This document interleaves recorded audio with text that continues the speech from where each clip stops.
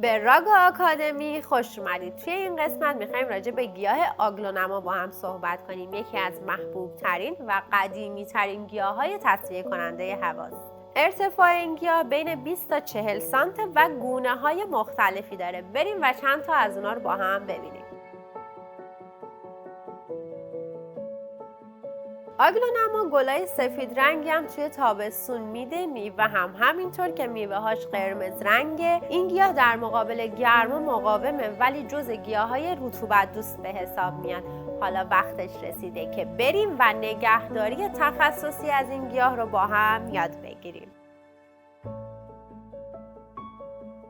این گیاه به یه خاک مغذی سبک با زهکشی بالا نیاز داره و یه کوچولو رطوبت. پس حواستون باشه زیر گلدونتون چند تا سوراخ ایجاد کنید که زهکشی بره بالا و آب به راحتی از زیر گلدون خارج بشه. و بهترین ترکیب خاکی که برای این گیاه میشه بهتون پیشنهاد کرد ترکیبی از خاک برگ، خاک باغچه، ماسه و پیت ماسه یا خاک و کود آماده به علاوه خاک برگه. به طور معمول هر 1 سال یا هر 2 سال یک بار آگلونما نیاز داره که گلدونش عوض بشه. اما اگر دیدید زیر این زمانی که گفته شد ریشه از زیر گلدون زد بیرون یا اینکه گیاهتون با وجود فراهم بودن تمام شرایط برگاش پژمرده شد، یعنی نیاز هست که گلدونتون رو زودتر عوض کنید.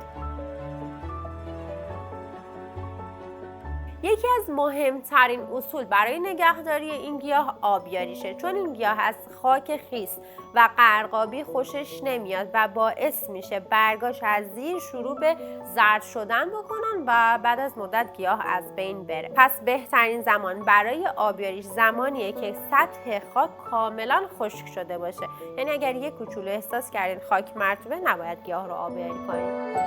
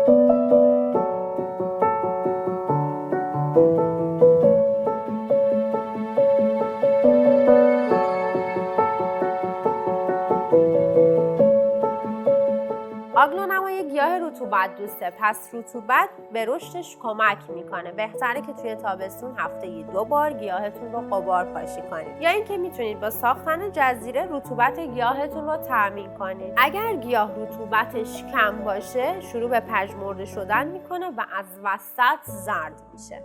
تمیز کردن برگ‌های آگلونما.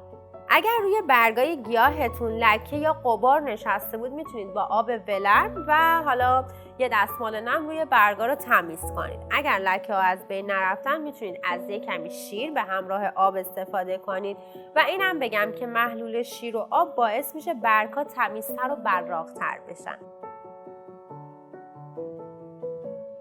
مورد اول شپشک آردآلوده. این گیاه به این آفت خیلی حساسه و خیلی آسیب پذیره.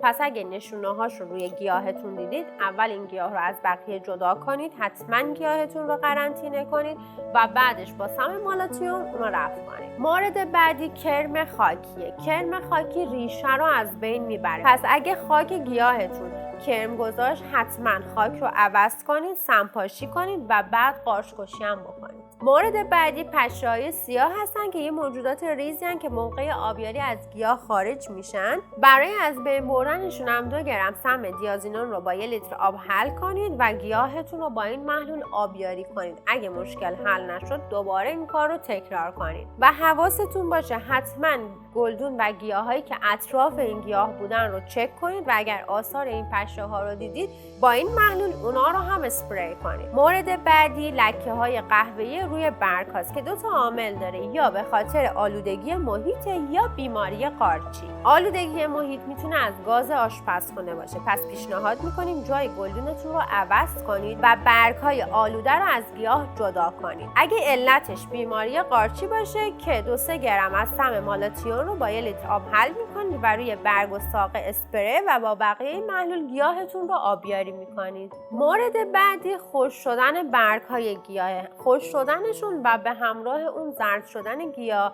میتونه به خاطر کم آبی باشه، پس حتما حواستون باشه وقتی فصل تغییر میکنه این تغییر دما باید برنامه آبیاری گیاهتون هم باهاش تغییر کنه. مورد بعدی رشد ساقه بدون برگه که این مشکل به خاطر آبیاری زیاد و سرد شدن محیط اتفاق میفته و اصطلاحاً گیاهتون به خواب زمستونی رفته. پس ابتدا گیاهتون رو به یه مکان گرمتری ببرید و برنامه آبیاری رو بررسی کنید و طبق دستورالعمل آبیاریش کنید. و مورد آخر ریزش برگ‌ها بعد از تعویض گلدونه. حواستون باشه وقتی دارین گلدون رو عوض می‌کنید به ریشه آسیب نرسه. اگه وقتی دارین گلدون رو عوض می‌کنید به ریشه آسیب برسه و اون تارهای مویرگی رو ازش جدا کنید، افتادگی برگ‌ها و شل شدن گیاهتون حتمیه. زمان کاشت یا تعویض گلدونتون اون خاک‌های اطراف ریشه رو ازش جدا نکنید، چون اگر این کار رو انجام بدید و به ریشه آسیب برسه دیگه نمیشه برای گیاه کاری کرد. اینم بگم که اگر تمام این موارد رو رعایت کردید و بعد از تعویض گلدون برگ‌ها شروع به ریزش کردن، این ریزش کاملا طبیعیه، پس نگران نباشید. امیدوارم آموزش این قسمت هم واسهتون مفید بوده باشه. حال دلتون مثل گیاهاتون سبز.